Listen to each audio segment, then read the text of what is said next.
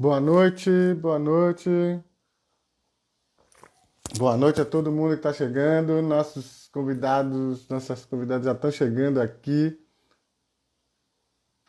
Vamos ver quem está chegando por aqui. Opa.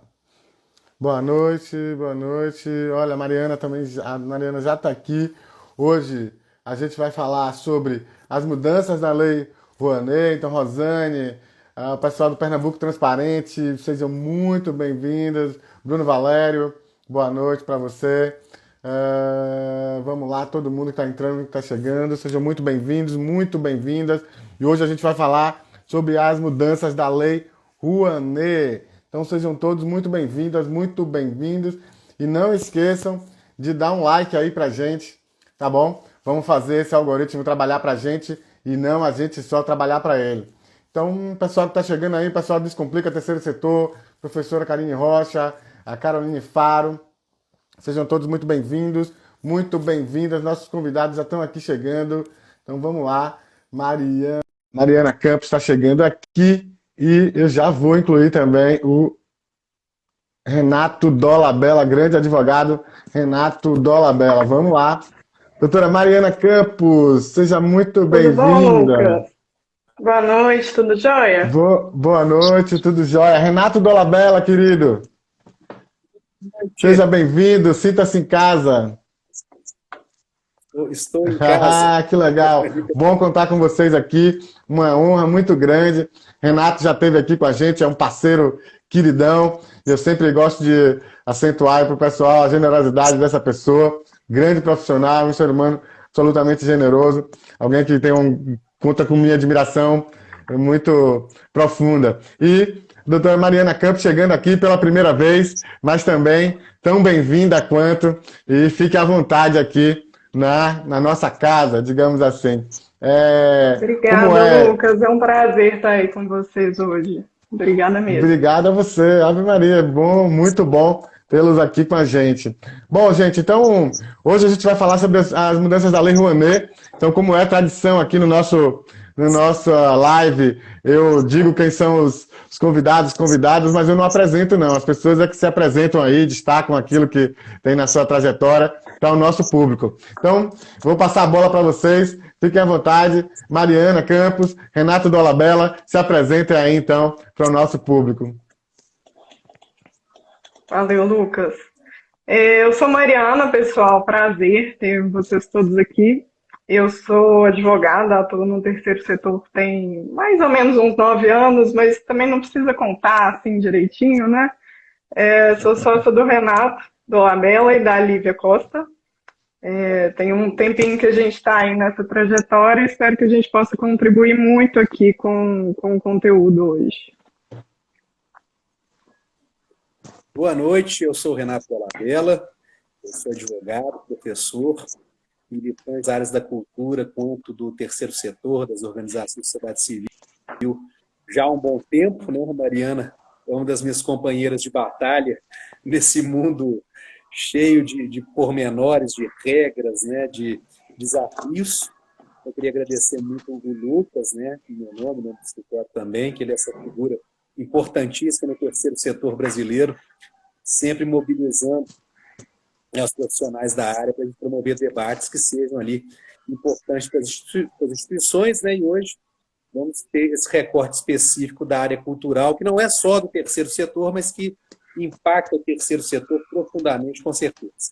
Muito bom, Renato. Muito bom ter você aqui novamente. Você que já esteve numa live, já esteve em debate e agora volta aqui numa live pra gente. A gente falou do SEBAS, né? E no passado. Hoje a gente vai mudar um pouquinho a discussão para falar um pouco dessa questão da Lei Rouanet. Eu queria aproveitar para cumprimentar o pessoal que está chegando aqui, o pessoal do Pipe Macarroça, Carol Rocha, o pessoal do Gongobira, lá de Ilhéus, um grupo cultural muito importante, muito tradicional, lá do sul da Bahia. Um abraço aí ao pessoal do Gongobira, todo o meu respeito pela luta que vocês vêm fazendo de afirmação cultural afro-brasileira há muitos anos em Ilhéus. Sou testemunha, né, porque sou aí da região.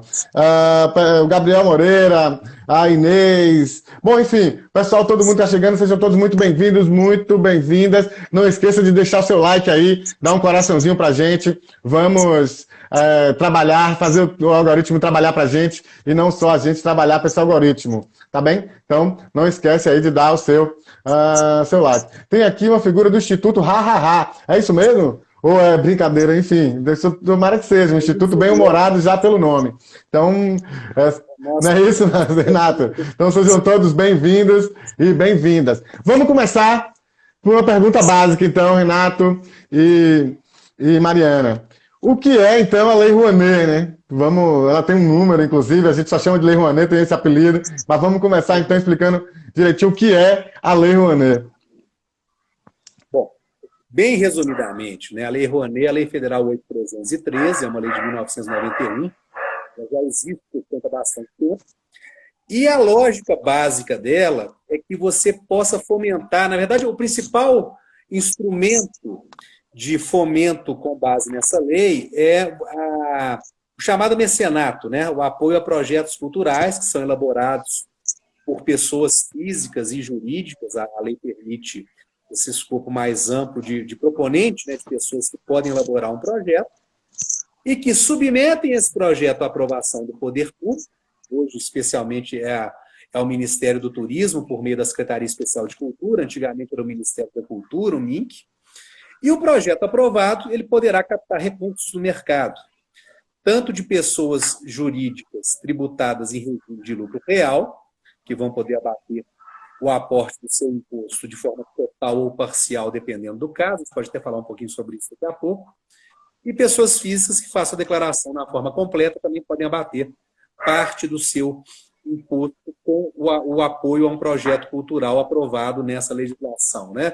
1% do imposto de renda da pessoa jurídica, 6% do imposto de renda da pessoa física são os tetos respectivos, e aí o proponente, que pode ser inclusive uma organização da sociedade civil, ele executa aquele projeto dentro do que foi aprovado, observando ali rubricas de objetos que podem ser custeados, né, contratações que podem ser custeadas, e presta conta ao final disso. Então, muito simplificadamente, o instrumento mais comum que a gente tem de aplicação da Lei Rouanet é esse, apesar da lei prever também o Fundo Nacional de Cultura, prever ali alguns mecanismos de fundo de investimento, que na prática não tem lá muito uso concreto. Então, quando a gente fala de Lei Rouanet, a gente acaba lembrando e focando principalmente dessa parte dos projetos incentivados. E aí os projetos, como é que funcionam? A pessoa apresenta o projeto, ele passa por uma análise básica, né, uma análise preliminar, para ver se ele está de acordo ali com os objetivos da lei. Pode sofrer algumas adequações, né, o proponente tem essa oportunidade. Ele pode ser aprovado, né? Se ele for aprovado, ele é enquadrado numa dessas faixas que o Renato falou, que são do artigo 18 ou do artigo 26 da Lei 8.313, que tem uma diferença ali em relação a percentuais que podem ser abatidos de incentivo fiscal, né? Depois disso, ele é homologado para captação de recursos, né? Se ele captou pelo menos 10% do valor do projeto, aí ele passa por uma análise técnica mais detalhada, né? E ele é depois homologado para execução. Aí que a pessoa pode começar a desenvolver as atividades, né? E, além disso, a pessoa tem que atingir um percentual de recursos homologados, né, de recursos captados na conta para que ele possa movimentar aquele recurso. No caso dos projetos em geral, esse percentual hoje é de 20%, e no caso do plano anual, a gente teve uma alteração por essa IN nova, né? Ela indica que tem que atingir pelo menos 2/12 do orçamento global captado. Então, considerando um plano de 1 ano, pelo menos 2 meses de execução ali, né? Se a gente vê uma divisão igual em todos os meses, pelo menos 2 meses a pessoa tem que ter na conta para conseguir movimentar. Muito, muito bacana. Tem um delayzinho por conta da conexão, acredito. Então, gente, não se assustem se der esse intervalinho, não, porque é isso mesmo. Ao vivo, pela internet, nesse tal de novo normal, é isso mesmo. Queria que a gente, na conversa, antes da live, a gente falava um pouco na preparação, e vocês destacavam os conteúdos do artigo 18 e do artigo 26, né? Então, fala para a gente um pouco desse destaque, o que significa esse artigo 18 e 26 para o nosso público aqui, quem está nos assistindo. Bom, o artigo 18, ele traz, é muito popular, né, na área cultural falar artigo 18, artigo 26. Mas falando corretamente, o artigo 18 da Lei 8.313, da Lei Rouanet, ele traz ali uma lista de temas culturais que podem ser objeto de projetos culturais, de modo que o aporte, o patrocínio e a atenção a esses projetos gera 100% de renúncia para o doador. Ele abate integralmente o valor quando o projeto apoiado ele está enquadrado nesse artigo 18. O que tem ali de mais recorrente? Projetos de artes cênicas, eles estão no artigo 18, projetos de música instrumental, projetos de curta e média metragem podem ser também enquadrados ali. Então, a gente tem, né, literatura também é um dos itens. Então, ele tem ali um universo de temas que permitem que o projeto aprovado ele tenha essa, digamos, força de captação mais relevante, porque você tem o abatimento integral. O artigo 26, ele, na verdade, é um artigo residual. Os assuntos, os temas culturais, seja eles quais forem, que não se enquadrarem no artigo 18, eles são enquadrados no 26. E aí, o abatimento fiscal ele é parcial, né? Ele vai variar um pouquinho de acordo com o caso, se tem aplicação de marca do patrocinador no projeto ou não. Nas linhas gerais, a gente tem uma renúncia fiscal que gira em torno de 60% a 80%. Porque nesse caso do artigo 26, o apoiador, quando for uma empresa, ele pode lançar o pagamento, o aporte como despesa operacional, o que gera um efeito contábil de redução de base de cálculo, e ainda, ao final, abater um percentual daquele valor aportado, 30%, 40%, dependendo do caso. Tá? É um artigo, na verdade, menos usual, do ponto de vista concreto, porque os projetos que são aprovados com base no artigo 26, eles normalmente têm mais dificuldade para conseguir captação de recursos, porque eles concorrem, né, de certa maneira, com os projetos do artigo 18, que tem ali a renúncia maior. Então, teoricamente, conceitualmente, a diferença básica é essa, que são no que diz respeito ao percentual de renúncia.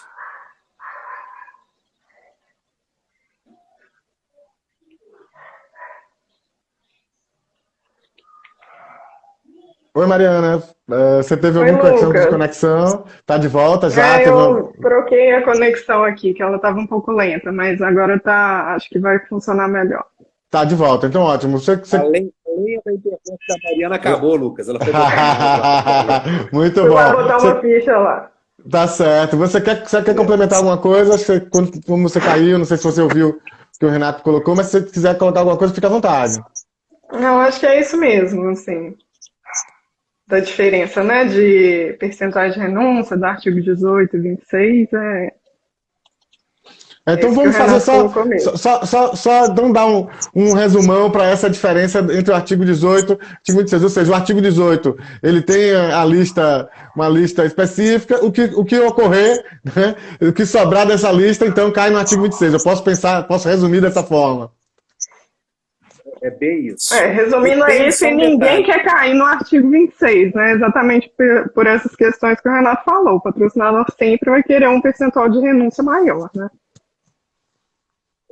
O que é importante ter atenção nesse caso, Lucas, porque ele é um assunto que a pessoa já tem que atentar na hora de elaborar o projeto. É que se no projeto, na descrição, você tiver temas dos dois assuntos, dos dois artigos, dependendo da proporção que existe, o Ministério, ou a Secretaria de Cultura, no caso, enquadra no artigo 26. Então, a pessoa tem que tomar um cuidado quanto a isso, né? Que se você tiver temas que são ali um pouco mais transversais, na própria construção do projeto tem que ficar muito claro para a estratégia de captação que há uma preponderância absoluta do artigo 18. Senão a pessoa corre esse risco de ter aprovação no artigo 26, e aí tem todo esse desdobramento na hora de de buscar a captação de recursos, vai ter menos fôlego ali econômico para conseguir buscar patrocínio. Muito interessante isso, Renato. Acho que é bom essas dicas práticas para as entidades que estão aí assistindo, porque não adianta só esperar aprovar para depois de captar e se preocupar com isso depois na hora da captação. É importante já, nesse momento de concepção do projeto, entender essas nuances para que facilite o processo de captação depois. Exatamente. Muito bom, muito bom. Bom, queria então aproveitar para cumprimentar o pessoal que está chegando aí, a Sueca Chaves, a Dani Balbina Marra, também querida Dani Balbina Marra, aproveitar que a Dani entrou aqui, falar para vocês. Hoje é o dia dos mineiros aqui, né? Tem o Renato, a Mariana e a Dani Marra, também mineira. A gente está lançando hoje um texto novo pelo Oscar Legal Instituto, uma parceria, né, da Dani Balbina Marra com a gente. Então, o texto se chama Cultura do Incentivo e é uma autoria da Daniela Balbina Marra em parceria aqui com a gente. A Dani preparou, gente, um material muito bacana para quem quiser fazer doação de imposto de renda para os fundos, enfim, direta. Ficou muito bacana. Então, a gente está lançando esse material, está lá o texto novo e ao final do texto tem um linkzinho para você baixar o guia que a Dani Balbina Marra fez. Então, um beijo para você, Dani. Daqui a pouco entra aqui para falar um pouquinho com a gente. Vamos fazer aqui uma mineirice total nesse programa e você vai falar um pouquinho rapidamente desse texto. Opa! Para você baixar o guia que a Dani Balbina Marra fez. Então, um beijo para você. Opa, tá sobrando aqui uma coisa. Estão me ouvindo direito? Desculpa. Oi, gente. Uma mineirice total.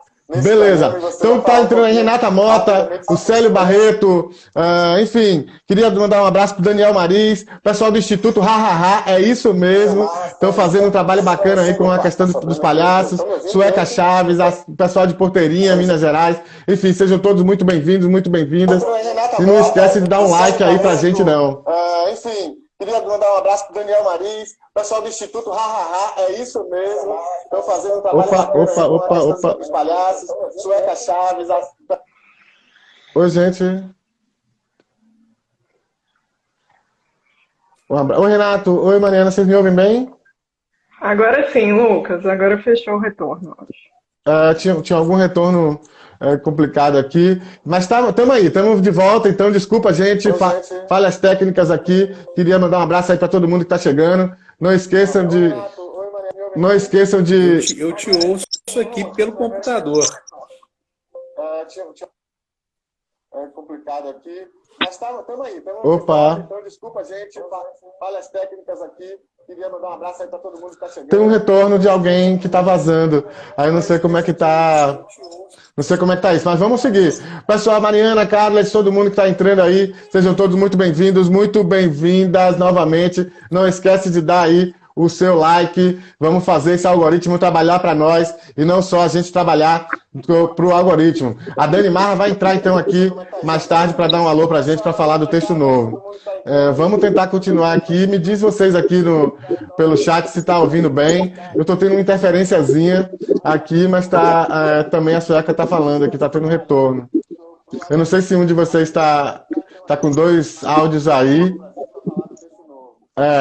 Eu acho que tem algum de vocês está com o áudio aberto, está dando interferência duas, está dando esse retorno. Para quem perguntou pelo texto novo, está lá no nosso site www.osclegal.org.br. Bom, acho que agora melhorou. Vamos tentar trazer de volta. Renato, Mariana, vocês me ouvem bem?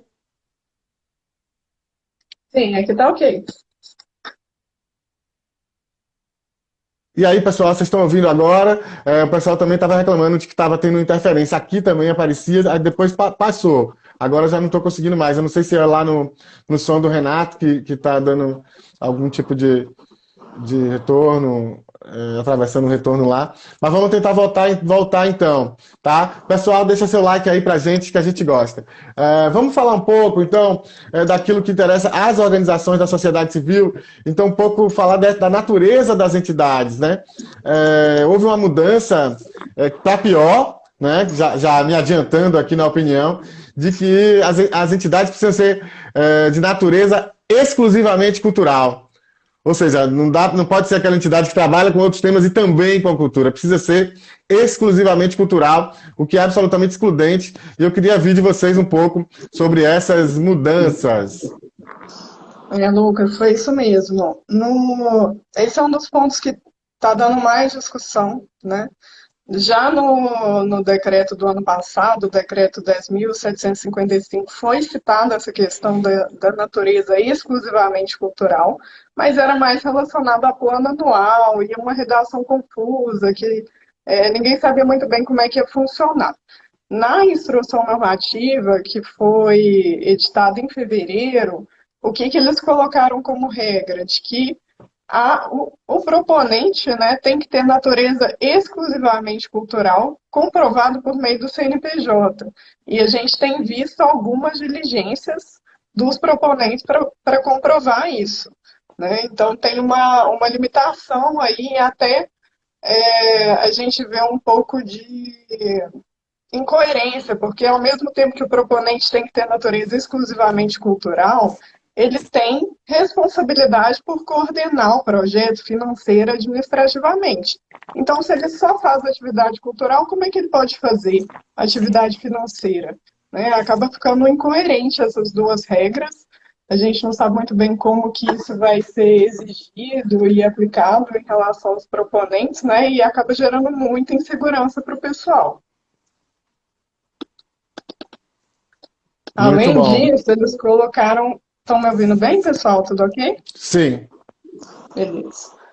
Além disso, tem uma regra ainda mais limitante, que coloca que o proponente tem que comprovar a atuação cultural independentemente do valor do projeto. E essa questão que a Mariana levantou...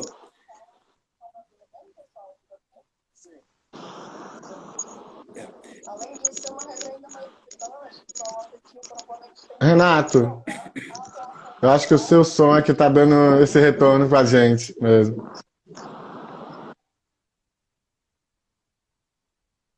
Ô, gente, desculpa, acho que eu tô com um delay aqui. Mas pode falar, vai ser comentar o que eu falei da natureza exclusivamente cultural. Eu tô recebendo com atraso o áudio, que eu acho que eu acabei atravessando a Mariana. Deixa eu só terminar de falar o ponto, por aí, já que eu já entrei no meio mesmo, né? O que acontece? A questão do exclusivamente cultural, ela tem sido aferida, por assim dizer, pela Secretaria Especial de Cultura, com base em códigos CNAE, né, que é o Código Nacional de Atividade Econômica, que é uma classificação estabelecida pelo IBGE. E a instrução normativa atual, que regulamenta a Lei Rouanet, né, a Instrução 01 de 2022, ela é de fevereiro agora, ela aponta que a entidade só poderia ter códigos quinais, né, no seu cartão CNPJ, na sua documentação ali formal, de acordo com uma lista presente no anexo 8º dessa lei, que é justamente só quinais puramente culturais, né? Isso para o terceiro setor, para as organizações de sociedade civil de um modo geral, é um problema, porque há várias instituições que elas têm uma atuação transversal, né, que elas estão na cultura, mas dialogando com outras frentes de interesse público, como educação, saúde, assistência, e elas têm esses outros quinais, né? Quinai de defesa de direitos, é um quinai típico da assistência, quinai de educação do modo geral, de fortalecimento de vínculo, de várias coisas. E a gente tem já percebido, no âmbito da secretaria, arquivamento de projeto por causa desses quinais. Tá? E aí a gente tem sido frequentemente demandado o que fazer num caso desse, né? O pessoal da Saber Contabilidade, André, que são parceiros também nossos nessa luta de terceiro setor, já fez um apontamento preciso, fere inclusive quem tem o SEBAS na assistência. O SEBAS é o Certificado de Entidade Beneficente de Assistência Social, é o antigo certificado de filantropia. E ele é importante para as organizações por questões tributárias, da entidade não ser obrigada a recolher certos tributos quando tem o certificado. Mas eu tenho agora uma incongruência. Às vezes eu tenho uma entidade que atua ali na assistência social e tem um certificado, ou na educação, na saúde, e usa também os instrumentos culturais para fazer uma interseção com esse público. o KNAI dela vai dar incompatibilidade. Uma estratégia que a gente tem visto, mas isso ainda está muito incipiente, as entidades tentarem segmentar esses códigos KNAIs em filial e matriz. É uma estratégia só, tá, gente? Não estou também aqui prometendo nada que isso tem ali uma solução mágica, tá? Algo do tipo, você ter ali, digamos, na matriz, os códigos só culturais, já que a Secretaria Especial de Cultura está muito em cima desse assunto por causa da instituição normativa nova, e você segmentar, né, estruturar formalmente uma filial com CNPJ de filial, né, que é a mesma matriz, porém 002, 003, né, com os demais KNAIs que a entidade precisa, para não ter problema, digamos, com o registro em conselho de assistência social, em SEBAS e qualquer outra coisa que demande esses códigos.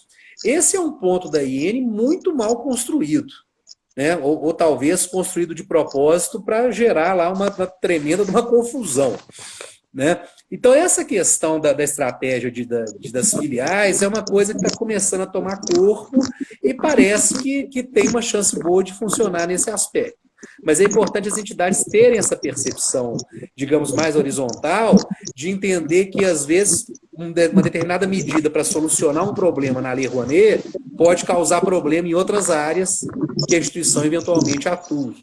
Tá? Então, esse é um ponto importante. E aí, para complementar um ponto que a Mariana levantou da gestão financeira, a instrução normativa atual, ela exige que a entidade faça gestão financeira, tenha capacidade de fazer isso.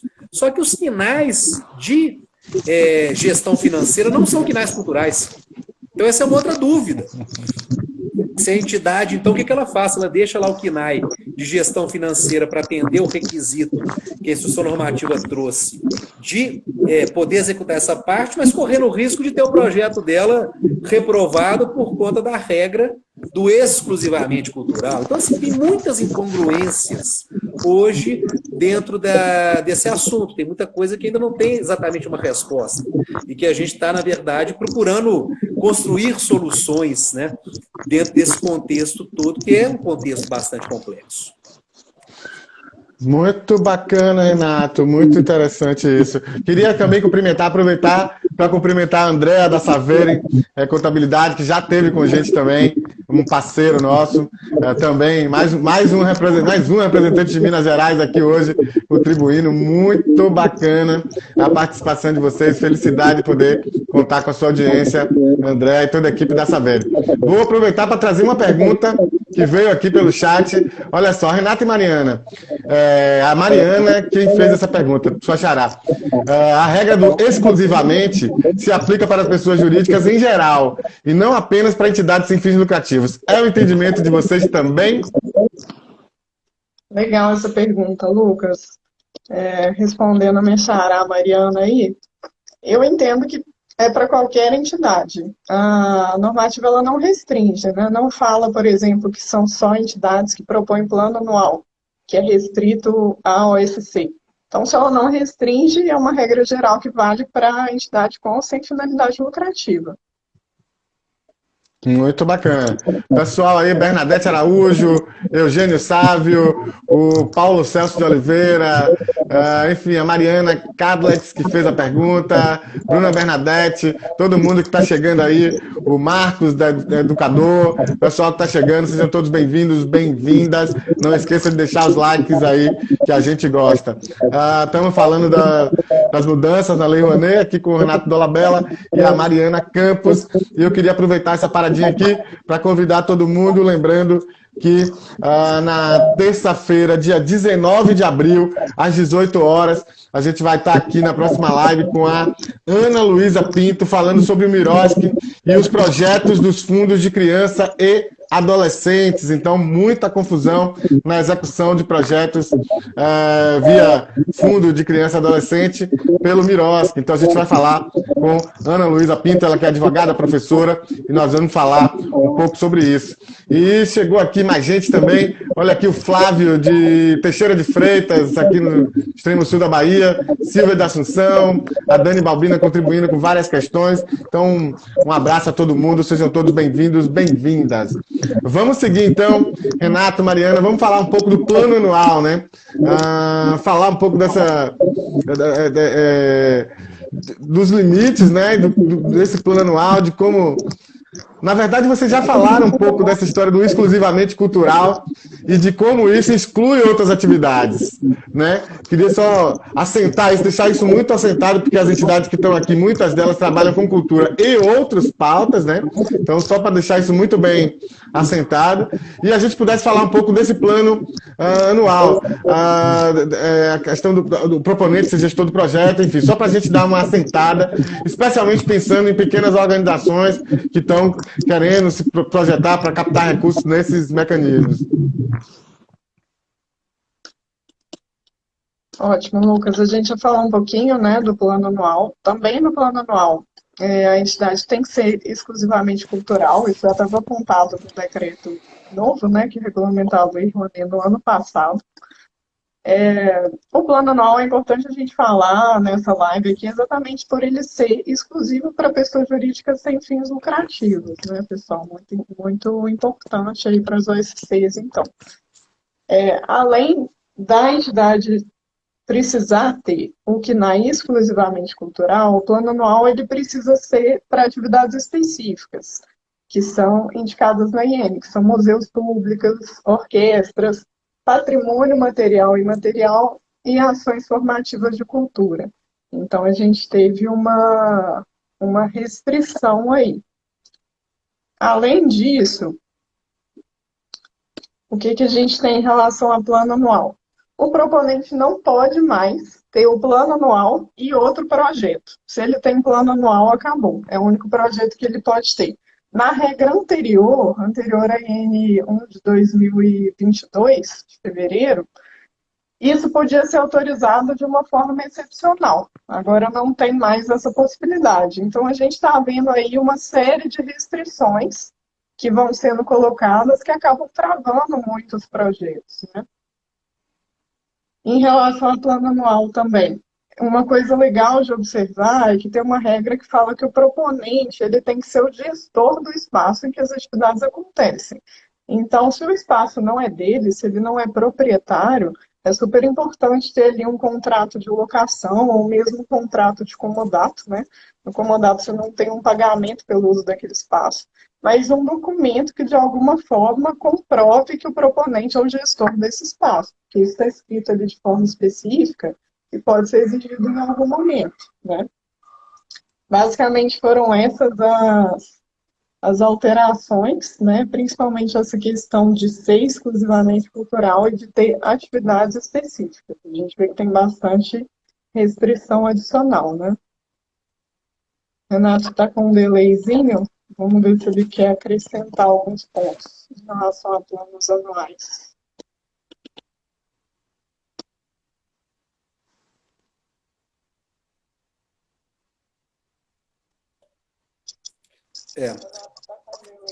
Tem algumas questões importantes, né, para a gente falar do plano anual, né? Primeiro, lembrar o que é um plano anual. É um tipo de projeto que ele é formatado pensando em atividades continuadas. Então, na origem, né, é um projeto que ele acaba sendo muito demandado por organizações que são gestoras de espaço, como a Mariana falou, que tem corpos artísticos ali permanentes e coisas nessa linha, né? O plano anual, ele te dá alguma flexibilidade como, por exemplo, transferir saldo que sobra de um ano para o outro, o percentual de captação para liberar a execução financeira é menor do que nos demais projetos, etc, né? Só que o plano anual, ele já sofreu uma alteração significativa antes da instrução normativa atual, que é essa de fevereiro que a gente mencionou, e que é uma norma que tem causado discussões tremendas, né?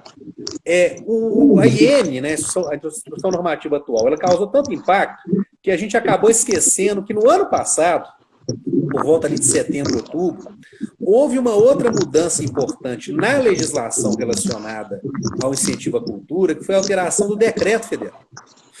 E o decreto federal, ele lá já trouxe algumas alterações relevantes para o plano anual, como, por exemplo, fazer esse recorte mais limitado em relação aos temas que podem ser objeto desse tipo de projeto, né?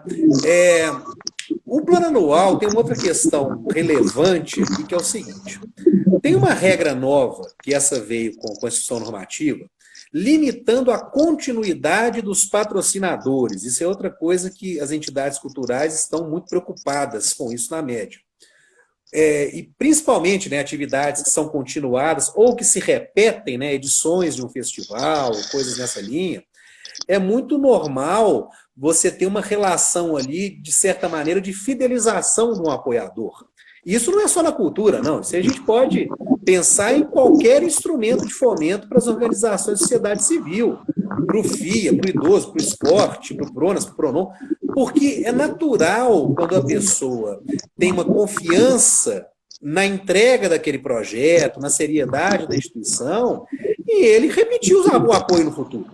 Isso é muito natural, né? Uma coisa que acontece não só na cultura. Porém, essa instrução normativa, ela criou uma limitação, que, no meu entender, não tem muito cabimento, de proibir que um patrocinador apoie o mesmo projeto por mais de 2 anos seguidos. Em tese, o argumento é para democratizar, né, o recurso, mas isso aí não tem lógica alguma.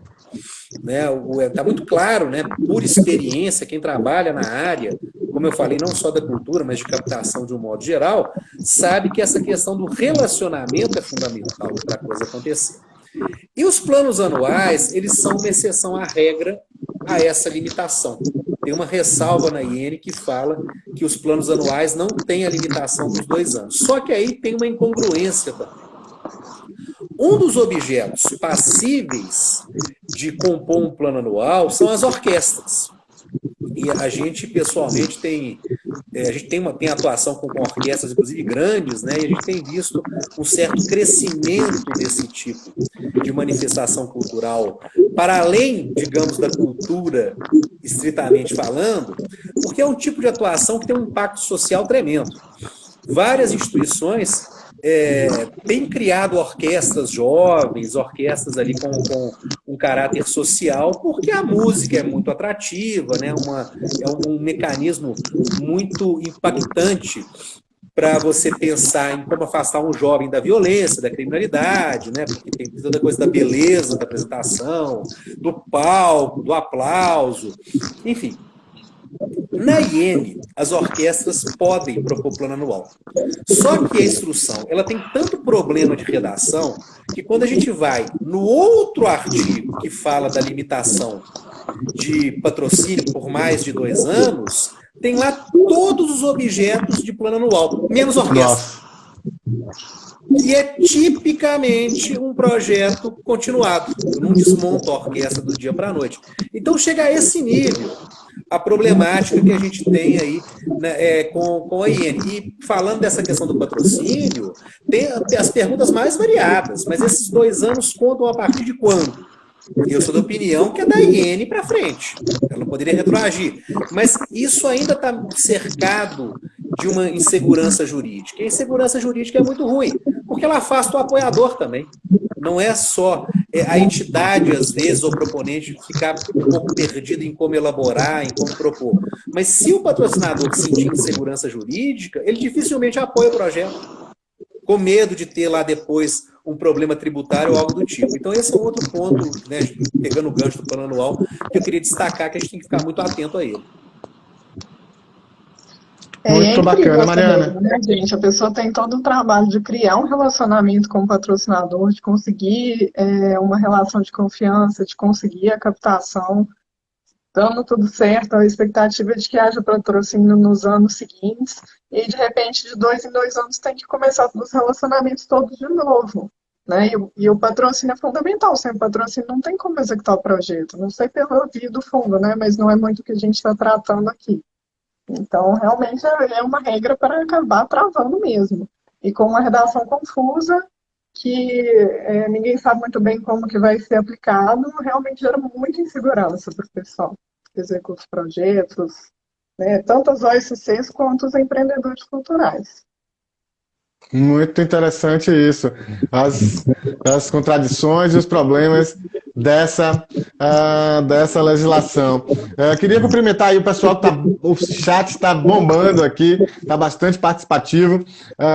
Queria cumprimentar o pessoal que está chegando. Sejam todos bem-vindos, bem-vindas. Não esqueça de deixar seu like aí, tá? Vamos fazer esse algoritmo trabalhar para nós. Queria mandar aqui um abraço para Bárbara do Fórum LGBT do Confoco Bahia, o Alisson Frota, advogado, querido parceiro, a Denise Covas, Antônio Filho, também advogado, Clarice Vieira, Carol Reis, a Sandra da Adras, de Abrantes também está chegando. Todo mundo, sejam todos muito bem-vindos, muito bem-vindas.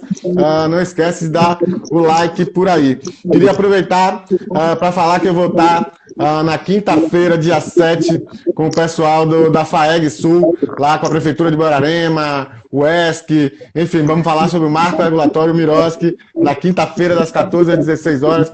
Queria mandar um beijo ao pessoal da FAEG pelo convite, pela parceria, tamo junto, e eu fico muito feliz de poder falar com as pessoas lá da minha terra, no sul da Bahia, né, das cidades ali circunvizinhas, com os produtores de cultura lá do sul da Bahia. Então, muito obrigado e até quinta-feira, tamo junto lá.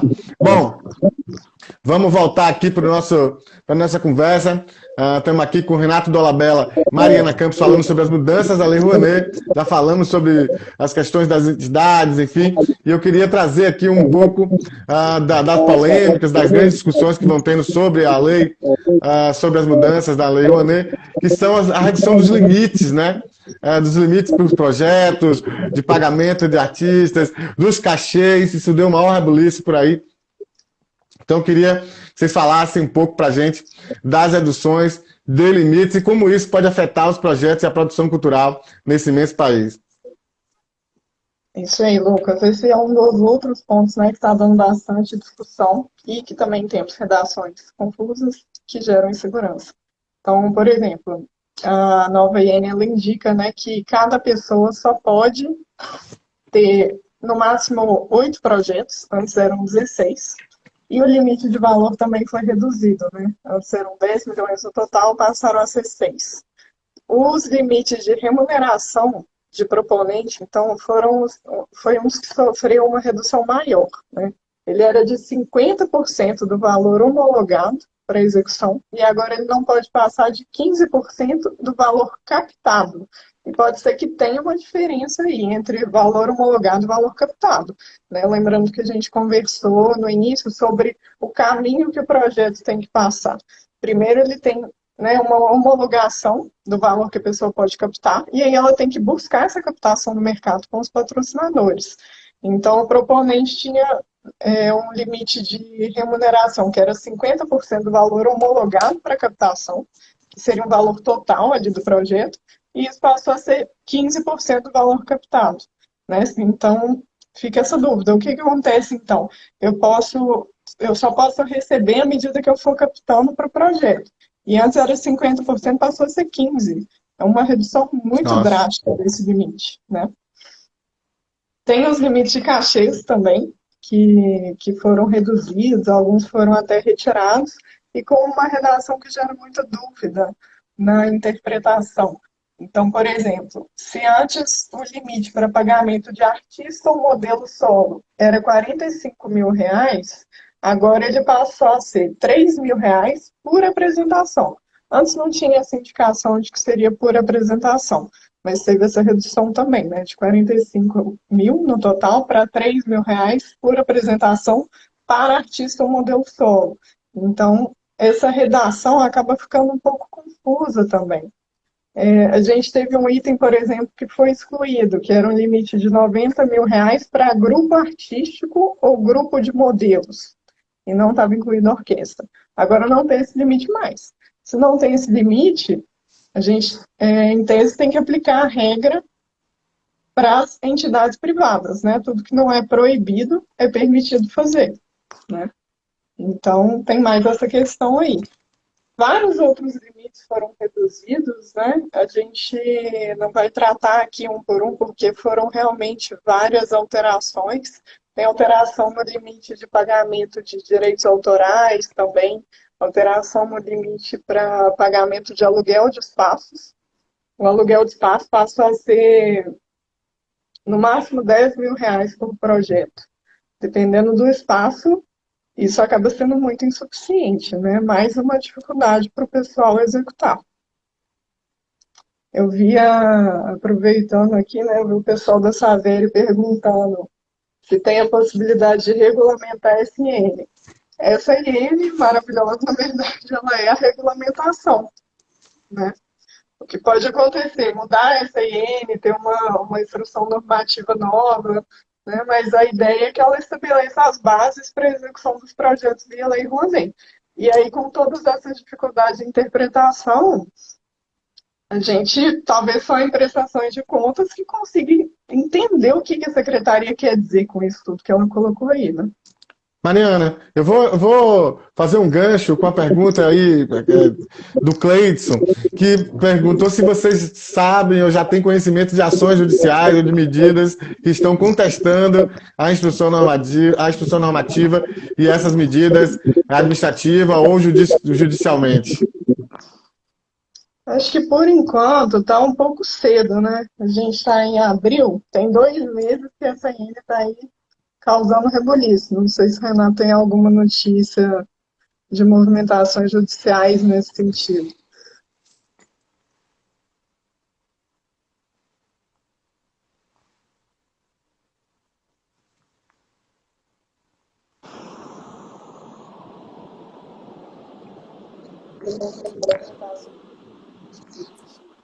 Eu tenho notícias, sim, de alguns movimentos iniciais, mas aí essa pergunta é muito boa, para a gente fazer um recorte um pouco mais amplo sobre a questão de judicialização nesse campo de política pública, especialmente política pública cultural. O que acontece?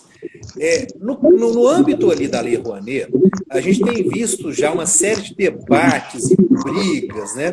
Não de agora. Agora está um momento ali mais acentuado por conta dessa instrução normativa que é recente e que traz uma série de problemas. Mas, na verdade, a gente observa questionamentos, né, e problemas já há pelo menos uns 2 anos, ou mais um pouquinho. E isso gerou algumas discussões judiciais, inclusive em âmbito de Tribunal Superior, inclusive movimentado por entidades representativas, Ordem dos Advogados, várias coisas nessa linha. Então, teve, por exemplo, discussão contra uma instrução normativa da Secretaria que proibia o uso de linguagem neutra, teve discussão contra uma portaria que limitava a quantidade de processos que são aprovados, teve discussão de tudo quanto é tipo e forma. E aí tem uma questão importante, que é as entidades do terceiro setor e os proponentes da área cultural também, eles têm uma característica que é a seguinte: eles não são exatamente pessoas muito acostumadas a brigas judiciais, pela característica de atuação. Né? A gente, como advogado, o Lucas também é advogado, sabe, tem colegas que estão aí no chat, né? A gente muitas vezes trabalha pelas entidades num aspecto um pouco mais preventivo, de orientação, fazer contrato, registrar marca, enfim. Eventualmente tem que ir para o litígio, claro, né? Isso aí não é também uma coisa impossível, mas linhas gerais, o que a gente percebe é que uma ação judicial às vezes é uma coisa fora um pouco do padrão para esse perfil de pessoas, né? E aí tem um detalhe muito importante, que é o seguinte, que a gente tem notado, eu sempre faço questão de ressaltar quando eu falo do assunto. Por mais que a gente esteja, digamos, no mérito, coberto de razão, por mais que a gente veja ali que tem problemas concretos que podem gerar ali desdobramentos muito ruins, não só para o proponente do projeto, mas também para a população que é ali atendida por aquela política cultural ou sociocultural. O judiciário é um ambiente bem, digamos, complexo de ser operado. E a questão da cultura, inclusive essa legislação cultural, ela é muito específica. Você não tem ali, né, nas faculdades de Direito, por exemplo, né, eu sou professor também, eu sei bem disso, a gente não tem a formação do advogado, do jurista para essas leis. Quem acaba trabalhando com isso é porque a área profissional acabou especializando a pessoa de alguma forma. No meu caso, é o de paraquedas, literalmente paraquedas no meu colo. Meu primeiro cliente do escritório, há uma quantidade de anos que não vem ao caso, era uma entidade cultural do terceiro setor. Então, eu recebi o pacote inteiro daquelas regras que a gente nunca ouviu falar na faculdade, né? Muito bem. Aí o que ocorre? Quando você leva a discussão para o judiciário, muitas vezes, para o juiz, aquele debate ele é muito fora do que ele está acostumado a ver. E, em função disso, muitas vezes, o judiciário se comporta sem entrar no mérito da discussão. A gente já viu decisões, por exemplo, falando o seguinte, falou, olha, definição de política cultural cabe ao governante eleito. Se você não concorda, na próxima eleição procura eleger outra pessoa. O judiciário não poderia se imiscuir, né, entrar nesse tipo de coisa. Não estou falando se é certo ou errado, não, tá, gente? Eu estou, assim, tentando dar um depoimento da vida como ela é. A gente teve casos de ação judicial bem pontuais nesse contexto, muito até por a gente, né, quando demandado, ter uma preocupação de pautar a entidade nesse sentido. Porque às vezes a pessoa está tão revoltada porque a coisa é errada que acha que é uma ação ganha, e não é. Não é. A gente teve, por exemplo, um caso de uma ação que foi vitoriosa, de uma organização, isso foi de 2020 para 2021. Era um problema anterior que já estava tendo na secretaria de não abrir as contas de captação. E aí quem conhece o mecanismo do incentivo fiscal sabe que na cultura especificamente, se o ano vira sem a doação, você perde o incentivo. A pessoa não pode depois o doador aproveitar aquilo no exercício seguinte. Ele tem que fazer o aporte dentro do exercício. A gente entrou com um mandado de segurança para uma entidade até de São Paulo, porque ela estava em vias de perder um patrocínio, que já estava ali apalavrado, faltava só a conta aberta. Porque esse é um outro detalhe importante no projeto de Lei Rouanet. Você não pode receber o dinheiro por qualquer meio. Tem que ser na conta oficial do projeto, que é aberta pela Secretaria Especial de Cultura, não é nem pela entidade. Entramos com mandado de segurança, conseguimos ganhar a liminar para abrir a conta. Só que qual que foi a estratégia nesse caso? Foi uma estratégia que não entrou na discussão se a política cultural estava certa, estava errada, né? A gente tentou sair do mérito o máximo possível.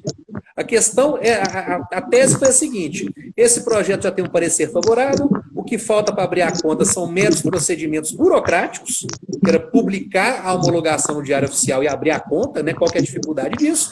E se o ano virar, o patrocínio está perdido em definitivo. A gente foi com essa conversa. Aí o que foi curioso? Obviamente, essa entidade não era a única que estava naquela situação no Brasil inteiro. E aí a gente viu outras ações serem ajuizadas. Inclusive teve um caso curioso de um advogado que copiou a nossa ação, de cabo a rabo. Ele botou o número da minha OAB na assinatura dele, para vocês verem o nível da cópia mal feita. Esse camarada perdeu a ação. A ação era igualzinha, era a mesma coisa. Até as vírgulas eram iguais. Não sei como que ele conseguiu. Me explica por qual motivo a gente ganhou e ele perdeu. Né? Assim, tirando qualquer vaidade jurídica,